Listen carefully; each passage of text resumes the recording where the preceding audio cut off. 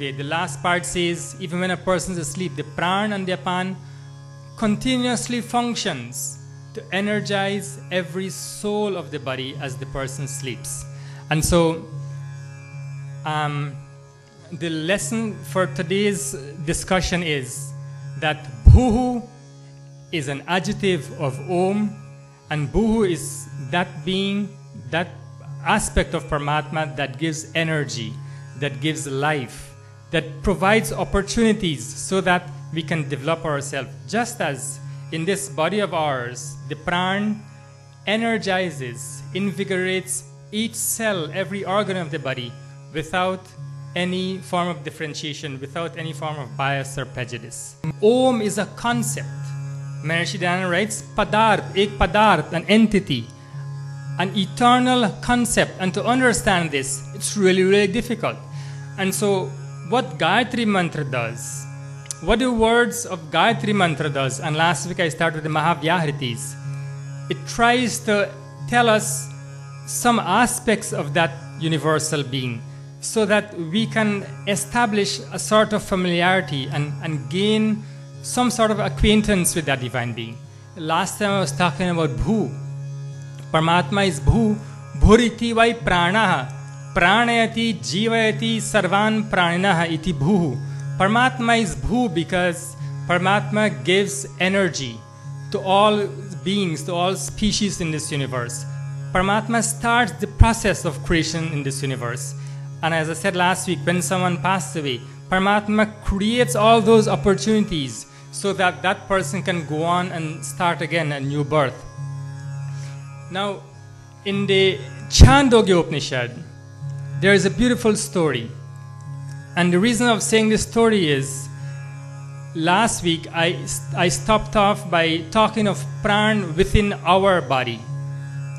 And I said, just as Paramatma continuously, he manages the affairs of this universe. Sano bhandhu sa vidhata, vidhan karne wala. He is the manager of this universe. Likewise, in this body of ours, the pran continuously supplies energy to each cell, to every organ of the body. And so once there was a debate, there was a misunderstanding among a group of students. And so they went to their teacher, Prajapati, and the problem was, actually it's not a true story, but the idea is, through the story, an idea is explained on the importance, on the greatness of the pran in the human body. The dispute was among the senses. So the sight, the power of hearing, the power of speech, and the mind. They all got in this dispute, and everyone began saying, I'm the best. I said I'm the best. The hearing said I'm the best. Speech said I'm the best. The mind said I'm the best. And so they couldn't resolve their dispute. And so they decided, you know what, let's not keep on fighting about this. Let's go to our Guruji. So they went to their teacher, Prajapati. So when they went to Prajapati, they told Prajapati that this is our problem and we want some help. So he said, look, let's establish some criteria. And the criteria is, among you, the ones that are fighting, that's the greatest, which allows this body to continue to function even without any one of the other. In other words, if the body can survive without any one of you, then that's not the greatest.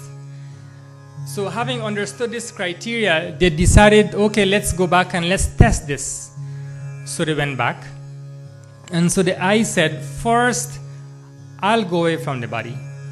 So the I said, okay, I'll go away for 1 year. So the I went away for 1 year. Just imagine somebody doesn't have sight for a year.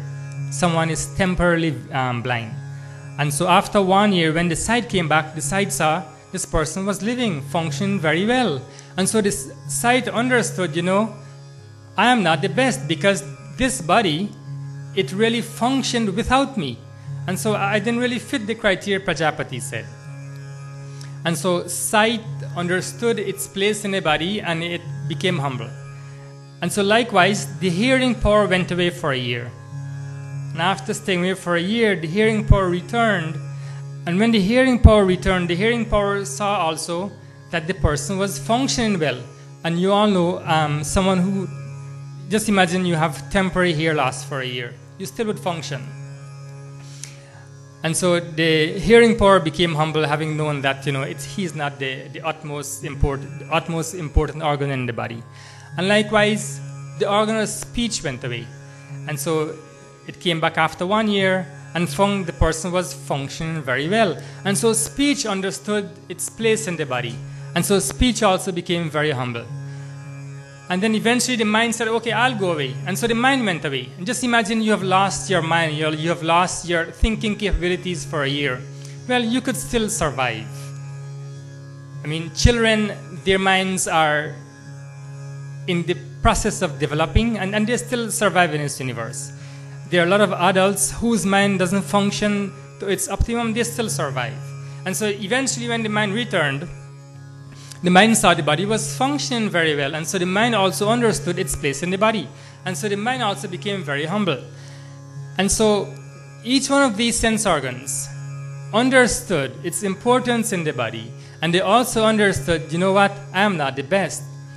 And so eventually it was the time for the pran to leave the body. And so the pran started going slowly from the body.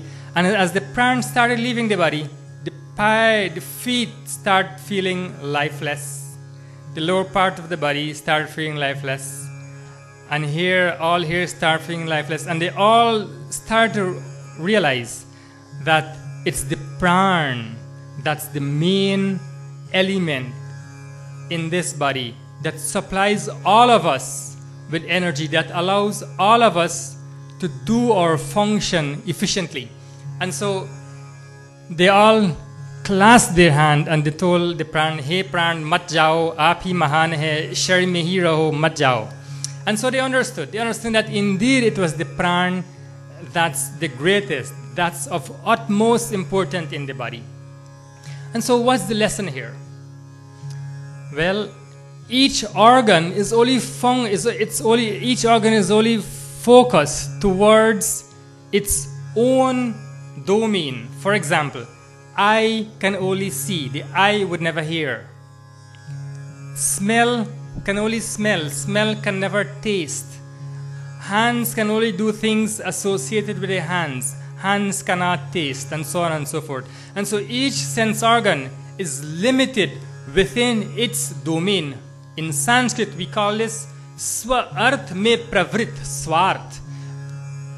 And it's not in a sense that it's selfish, but it's in the sense that it's only limited to function within its domain. So swa-arth me hi pravrit hai. It cannot function beyond its domain. On the contrary, the pran supplies urja, supplies energy, as I said in the first discussion, to every single cell of the body, to every organ of the body, and there is no discrimination. Which organ is the best, which organ is not the best, there is no discrimination. Its function is to give this energy to every cell of the body, just as Paramatma, Pran Swarup Paramatma, has no distinction. All his rules and laws is for everyone. All his bounties of this universe is for everyone.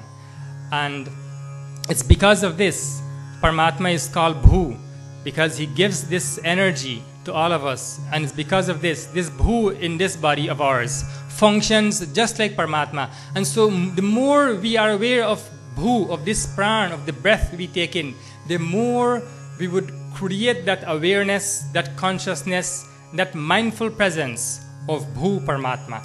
And that's how we'll start to understand Om. Om Bhur Bhuvah Swaha Tat Savitur Varinyam Bhargo Devasya Dhimahi Dhiyo yo nah prachodayat. Om Shanti Shanti Shanti.